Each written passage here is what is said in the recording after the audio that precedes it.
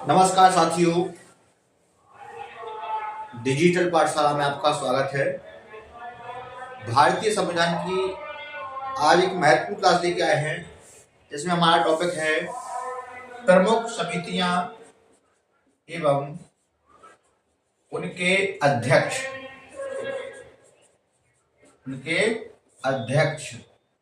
तो आज का हमारा टॉपिक क्या है? प्रमुख समितियां एवं उनके अध्यक्ष। तो सबसे पहले है प्रारूप समिति। तो प्रारूप समिति की बात कही जाए तो प्रारूप समिति के जो अध्यक्ष थे वो कौन थे? डॉक्टर भीमराव अंबेडकर।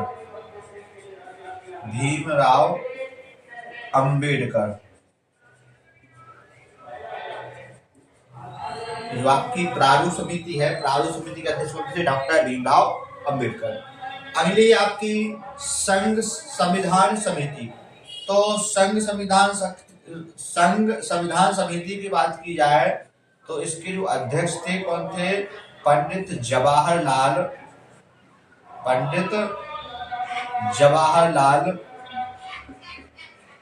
नेहरू। पंडित जवाहरलाल नेहरू जो आपकी संघ संविधान समिति है उसके अध्यक्ष थे। इसके साथ साथ ही क्या आपकी है? संघ शक्ति समिति, इसके भी अध्यक्ष कौन थे? पंडित जवाहरलाल नेहरू। तो आपसे क्वेश्चन पूछ दिया जाए कि संघ संविधान समिति के अध्यक्ष कौन थे, तो आपको याद रखेंगे पंडित जवाहरलाल नेहरू। इसके बाद क्वेश्चन पूछ दिया जाए कि संघ शक्ति समिति के अध्यक्ष कौन थे, तो आपको भी याद रखना पंडित जवाहरलाल नेहरू। इसके बाद हमारी जो अगली समिति है उस समिति का नाम है झंडा समिति। तो झंडा समिति है, इसके जो अध्यक्ष हैं कौन है? जे.बी. कृपलानी। तो जे.बी. कृपलानी झंडा समिति है। झंडा समिति का अध्यक्ष कौन है? जे.बी. कृपलानी। अगला है आपकी कौन सी? संचालन समिति।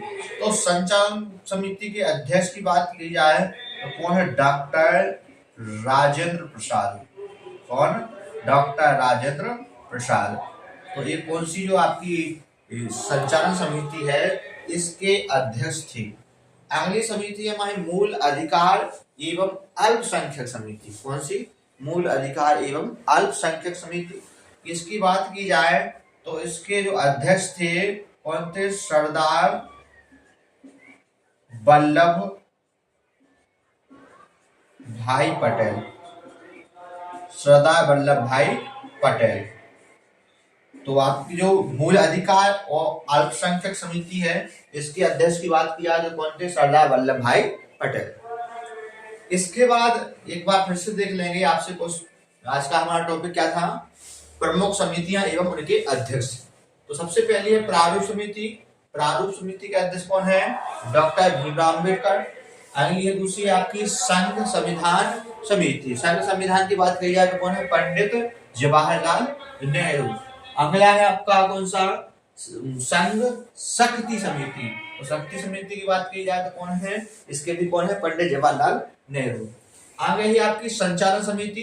संचालन समिति के अध्यक्ष, संचालन के पहले कौन सी आपकी? झंडा समिति। झंडा समिति के कौन है आपके? जे.बी. कृपलानी। आगे बात किया तो संचालन समिति। संचालन समिति के कौन है? डॉक्टर राजेंद्र प्रसाद। और अगली समिति हमारी कौन? मूल अधिकार एवं अल्पसंख्यक समिति।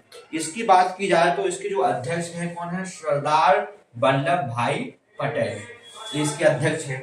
इस प्रकार से ये हमारे संविधान निर्माण में बहुत कुछ समितियां प्रमुख थी, उनके अध्यक्ष थे, उनके बारे में पढ़ेंगे।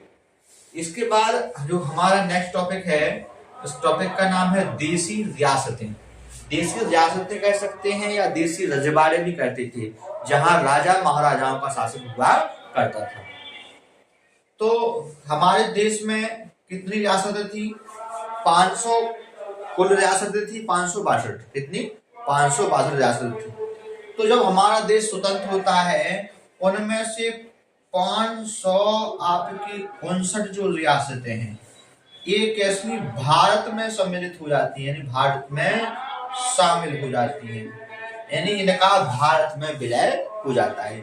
लेकिन 3 रियासतें ऐसी थीं जो अपने आप को इन्होंने भारत में विलय नहीं किया, अपने आप को स्वतंत्र रखा। उनमें से एक हमारी रियासत है जूनागढ़, एक है हमारी हैदराबाद, एक है हमारी जम्मू कश्मीर। तो 3 रियासतें कैसी रही, हमारे देश आजाद होने के बाद भी अपने आप में स्वतंत्र रही।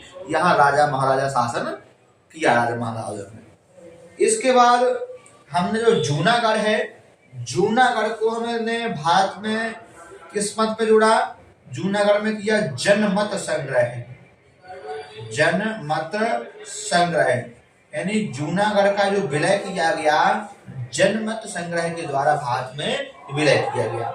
आगे है ये कि आपकी हैदराबाद, कौन सी, हैदराबाद। तो हैदराबाद में चलाई गई सैन्य कार्यवाही, सैन्य कार्यवाही। तो सैन्य कार्यवाही के द्वारा हैदराबाद को भारत में सम्मिलित किया गया। इसके लिए एक ऑपरेशन चलाया गया था जिसका नाम था ऑपरेशन पोलो।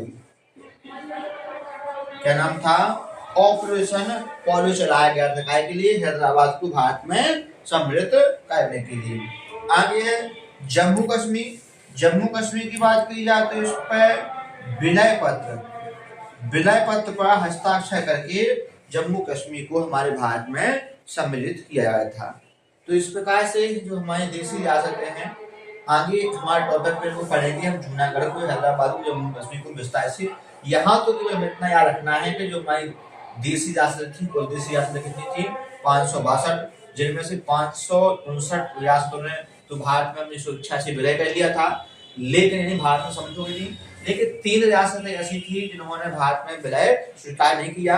कौन कौन सी, जूनागढ़, हैदराबाद और जम्मू कश्मीर। स्वतंत्रता के बाद इनको भारत में सम्मिलित किया गया। तो जो जूनागढ़ है, जूनागढ़ को भारत में जनमत संग्रह, जनता के द्वारा संग्रह करवाया गया। जनता ने अपनी इच्छा जाहिर की भारत में सम्मिलित होना है, नहीं जनता ने वोटिंग की भारत में सम्मिलित होना, तो उस आधार पर जूनागढ़ को भारत में सम्मिलित किया गया। हैदराबाद में सैन्य कार्रवाई के द्वारा ऑपरेशन पोलो चलाया गया, उस ऑपरेशन के तहत ही हैदराबाद को भारत में सम्मिलित किया गया। अगली जो हमारी रियासत थी जम्मू कश्मीर, जम्मू कश्मीर को पर आक्रमण कबायली कहते हैं। तो भारत से जो जम्मू कश्मीर के राजा थे हरि सिंह, वो भारत से मदद मांगी और उसमें भारत के प्रधानमंत्री कौन थे, पंडित जवाहरलाल नेहरू। तो पंडित जवाहरलाल नेहरू ने पहले विलय पत्र पर हस्ताक्षर किए, फिर इस प्रकार से जम्मू कश्मीर पर हमारी सेना भेजी और भारत को, ठीक, जम्मू कश्मीर को भारत में सम्मिलित करवाया।